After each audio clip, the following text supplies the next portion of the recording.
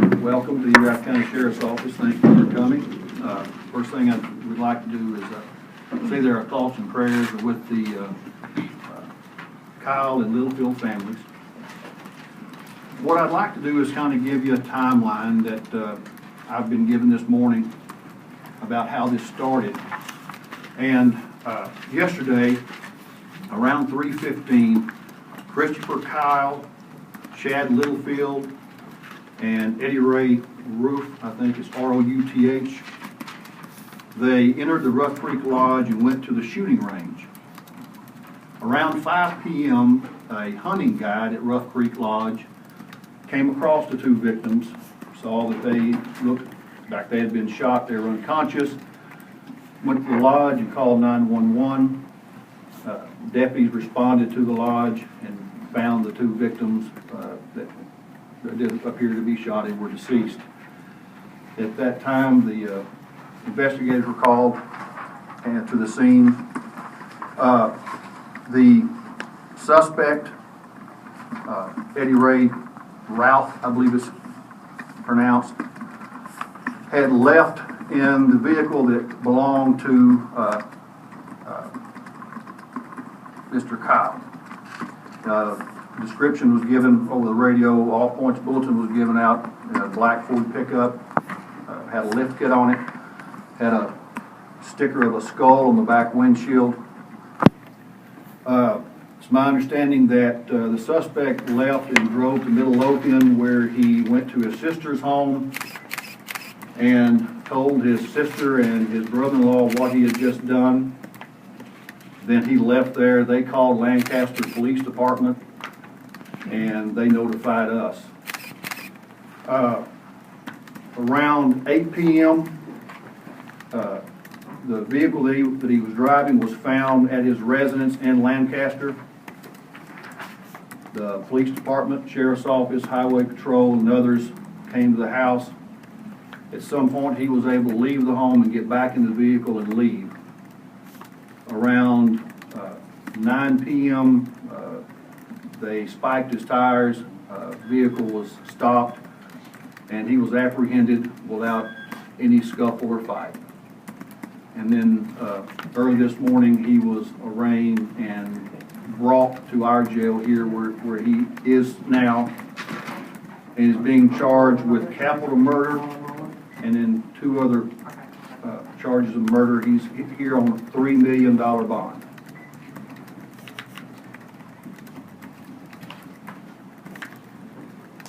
Do we know what kind of gun he used? I'll let Captain Upshaw answer that. He was there. Right now, it appears that he used a semi-automatic handgun. Where was that found? What we believe to be the murder weapon, of course we're waiting on ballistics, was located in his residence. In Lancaster? Shots were fired. It's too early to tell. Autopsies have been. Sheriff, can you talk about why he possibly did this? Well, I don't think anybody knows why. They all went out there together in the same vehicle. It's my understanding that the suspect may have been suffering from some type of mental illness from being in the military himself. I understand he was a Marine for 4 years and may have been suffering from some complications from that. I'm not sure. Do we know the relationship between the 3 men? How did they know each other? Was it through the Fitco Cares Foundation, or? I'm not 100% sure. I do know that Littlefield and Chris Kyle were friends. There has been some mention of the suspect's mother was a school teacher for what we understand for a long time. She may have reached out to Mr. Kyle to try and help her son. And we kind of have an idea that maybe that's why they were at the range, for some type of therapy that Mr. Kyle assists people with. And I don't know if it's called shooting therapy. I don't have any idea, but that's what little bit of information that we can gather so far. Do you know if there was an argument? What made him snap? What set him off? What the conversation was before the shooting? No. Was the shooting actually at a gun range? Were there not other people around? Yes. Or, Yes, it was at the gun range. okay, but there were no witnesses, I No. guess? Okay. Can you describe where the gun range sits at the resort so we can understand why nobody may have seen exactly what happened? The actual gun range is in a remote part of the ranch. Rough Creek Lodge is a lot of acres, and it's on a very remote part of that. So there wasn't anybody anywhere close to there. What can you tell us about Mr. Littlefield? We don't know much about the second victim. I can just tell you what I know about him, Sarah, is what's listed on the arrest report. It shows that he was unemployed, shows that he was, No, Mr. Littlefield? oh, Littlefield. Yes. Oh, The Littlefield. second No, I'm victim, sorry. No, I don't know. Well, finish what you were saying about Mr. Ralph, and you said he was unemployed. Yes, the arrest report shows that he was unemployed. It shows that he was born in 1987, that he was 6'2", 175 pounds, brown hair and green eyes. And he had- grad? I have no idea. No, sir. It shows an address in Lancaster, Texas. Do we know how long he was in the military, or how long ago, I should say? I do not. I asked that question this morning, and I couldn't find anyone that had the answer to that. All I can tell you is it's apparently 4 years with the Marines. And do we know if he was taking any medication for PTSD? Do not know that either. Do we know if he's been diagnosed with PTSD? No, ma'am, I do not know that. You said you took him into custody without a fight or a struggle. Did he make any statements at that time, or have your investigators had an opportunity to talk to him about what happened? I don't know. Not any statements that are available. Still, it's ongoing investigation. There's a lot of integral parts that are coming together. This is a puzzle. And there's a lot of the land mass that we're dealing with, several agencies. So the investigators are a lot of boots on the ground, I guess is the way to put that. And that'll all come out later once the investigation unfolds. Right now, we don't have all that. Did he confess or admit to to shooting Mr. Littlefield and Mr. Kyle? Not to any of us that I know of. Has he been speaking to you guys? Is he cooperating at all? He was interviewed last night by the Texas Rangers, but right now it's so early in the investigation. I mean, basically we have 2 victims, 1 suspect in custody, and now's where the work starts. He had been arrested in Cleburne for a DWI charge of a container. Did he have any other arrests as far as you know? Not as far as we know. And you said he's been charged with 2 counts of capital murder? Or what were the charges again? I'll let the DA explain that to Thank you. you. The process that went down last night was in the effort to apprehend the perpetrator in Lancaster. We had information on 1 victim. We issued a warrant, or we obtained through court process a warrant for murder. And then once the identity of the second victim was ascertained, which meets the criteria of capital murder under the penal code, a warrant was sought and approved by a court for capital murder on both victims. Do you know how long the shooter has been out of the Marines? No, ma'am. No. So how many counts of capital, 1 count of capital murder? There is 1 warrant for capital murder. We have 2 victims of capital murder. Was there anything that was recovered at his home to indicate that he had any kind of a beef against Chris Kyle? Was a copy of his book found? Was there anything found that might indicate any kind of a motive? That warrant was executed by the Texas Rangers, and I wasn't there for that, so I can't answer that. How far away was he when he shot them, and how many times did he shoot each victim? I would assume that if they were close range, close proximity. However, we don't have a number of how many times they were shot yet. We haven't heard back from the medical examiner. More than once? Yes, In the head? I'm not sure. Do we know how long they'd been at the shooting range before he shot them? No, well, I say no. We know that they showed up about 3:15 and they were found around 5. But you're not sure when the actual No. murder happened? And you said that he was there for group therapy. Can you talk a little bit more about that? I don't know anything about it. All I know is that apparently Mr. Kyle works with people that are suffering from some issues that have been in the military. And this shooter is possibly one of those people that he had taken out to the range to mentor, to visit with, to help him. You know, that's all I can tell you. But you can't confirm that he did have PTSD? No, ma'am. Okay. But, and again, like, he hasn't given any indication of why he would have turned his weapon on these 2 men. I mean, any theories you guys are working on at this point? Like I said, it's so early right now. To answer your question, no, I don't know. I don't know that we'll ever know. I mean, he's the only one that knows that. But at this point, he hasn't made any comments, to law enforcement as to why he did it. It's just, that's part of the process that's still unfolding. I mean, his answers obviously we want to get, but as of right now, he's made no comments as to why. And did his sister tell you guys why he did this? Did he provide any kind of explanation to his sister? That was, Sergeant, to my knowledge, no. Do you know if So he it was owned his the gun? sister and brother-in-law that called you, Sheriff? No, I believe they called their local law enforcement agency after he had told them what he had done, and then he left, and then I believe that's when they called their local law enforcement, and they contacted us. And how did you know to go to Lancaster? How did that come about? I mean, he lives in Lancaster. Right, that's where his vehicle was found. They found the vehicle that he had stolen after he did the shooting. They had an address for him, and so they found his truck there. So the And so vehicle how- was Kyle's vehicle, Yes, right? ma'am. Okay. Do we know if he has an attorney? I spoke with the jail staff this morning.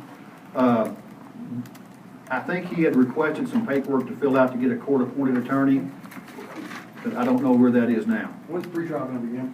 Anything in regards to that, other than he's being held for account of murder, capital murder? When are the proceedings going to continue? I can tell you, we are less than 24 hours after the first report of this. There is a wealth of information that's being gleaned by law enforcement, and there's another wealth of reported information that is out in the media. We were watching last night, stuff is coming over the media that we have no evidence of. There's lots of speculation out there. As Captain Upshaw and the sheriff has said, this is so early in the investigation. We can't even tell you what process the investigation is in, much less when we get to court.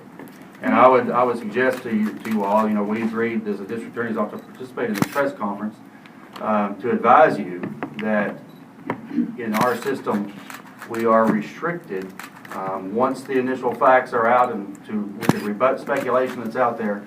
But our system requires that we present facts to the media and to the public through the court process, and that's what I know the law enforcement community is keen on doing, and we absolutely are keen on doing as well. The court process is an open process, but it's an orderly and due and deliberate process. And as these facts come known and they're presented through the court process, you'll know more. But right now, it's so early, there's no way we can even tell you when this might be taken to grand jury or when the court process will begin. And let me also tell you that this is a big team effort. I mean, it's not just my office. It's, of course, us. Somerville County Sheriff's Office were involved. Stevens Police Department were helping. Lancaster PD, the Bureau of Alcohol, Tobacco, and Firearms were called. The District Attorney's Office and the Texas Rangers. So it's a big team effort, and we're all working on it together. So. The one firearm that you recovered that you believe was possibly the weapon used, was that Mr. Routh's, or Yeah. who owned that? We don't know right now. Yeah. And there were other firearms there with the victims at the range? What do we know about Mr. Kyle's mental state? Is he under any kind of suicide watch in jail, or can you tell us what he's doing? Well, I can tell you that he's segregated. Okay. He's in a cell all by himself. And yes, someone like this will be watched. What was the confrontation like at the Lancaster house? So you guys found out that the vehicle was there. Was he inside the house? Was he outside the house? What happened when you guys got there? In visiting with the Lancaster Police Department, they were at the residence on 6th Street about 7:51 p.m. They saw the vehicle there. They made contact with him, discussed turning himself in, and sometime during that conversation, he got back in that pickup and left the residence. And there was a brief pursuit around the city of Lancaster. Pursuit ended on I-35 at Camp Wisdom about 8:34 p.m., and that's where he was taken into custody without incident. You said you made contact with him. Was he talking to you on a cell phone from inside the house? What happened? Don't have that information got to contact Lancaster PD to get the exact. So was he sitting in the truck?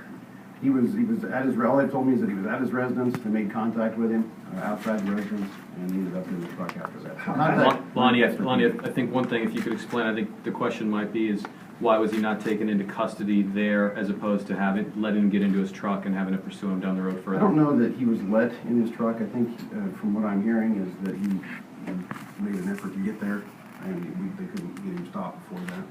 So, but get with Lancaster PD, and we can clarify those points with them. So did they first spikes out on I-35? They did, actually, yes. Were there any other problems with any other vehicles? No, not that I'm aware of. And can you be more specific about the type of gun that was recovered in the residence? It was just a semi-automatic handgun, and that's all I'm gonna release right now. Did he have any other guns though? I'm not gonna release that right now. Do you know if this was the first time the three of them had gotten together out at that particular shooting range? To my knowledge, that was the first time, yes, ma'am. Did you know anything about a run-in with DPD 2 weeks ago for holding someone hostage or holding them at gunpoint with Mr. Ruth? I don't. Just to clarify Will that you point. send us information? Clarify that point, if you'll indulge me, Sheriff. We believe our canons of ethics and the requirements of due process. We do not want a tainted legal proceeding through seeking to influence the outcome of a legal proceeding through press releases and news conferences and interaction with the press. Everything we do in the court process is public record and open. The trial, if there is a trial, will be open to the public.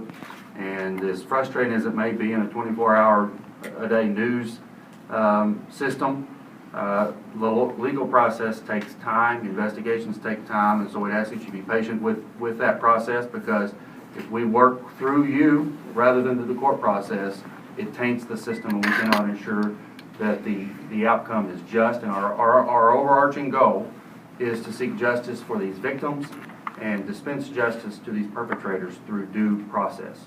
So Alan, as part of the public record, are there any hearings or arraignments scheduled at this moment? No. Thank you. Again, as part of the public record, do you have warrants that are available? I saw where there was a capital murder warrant that was needing to be secured for this individual. Is that available now? Through the normal processes. And I'll have to get back with you on what that is in all candor. So it's 2 counts of capital murder? I'm sorry. Well, it is a bit confusing. We have 3 warrants that are out, 2 for murder, 1 for capital murder. Those may be modified. Those were done in an effort to secure his apprehension. Obviously in the middle of the night. What he is ultimately charged with depends on the conclusion of the investigation. So he may face another charge for capital murder. In theory, he could be charged with 2 counts of capital murder, right? It almost is automatic. You can't have capital murder unless there are 2 victims. Right, but I mean like another charge of capital murder, or just 1 charge of capital murder and 2 charges of murder? Just to clarify that. Why not 2 charges of capital murder? There will be 2 charges of capital murder. It will be, but it's not right now. Right. Okay, just to make clear. Okay. And I'd like to end by saying that it's a sad day. We lost 2 American heroes. My heart goes out to the family, their friends, and their loved ones. We suffered a loss yesterday. Has anybody spoken to Mr. Kyle's family? I have not as of yet. We've been going so hard and fast that I know they have been contacted, but I haven't personally.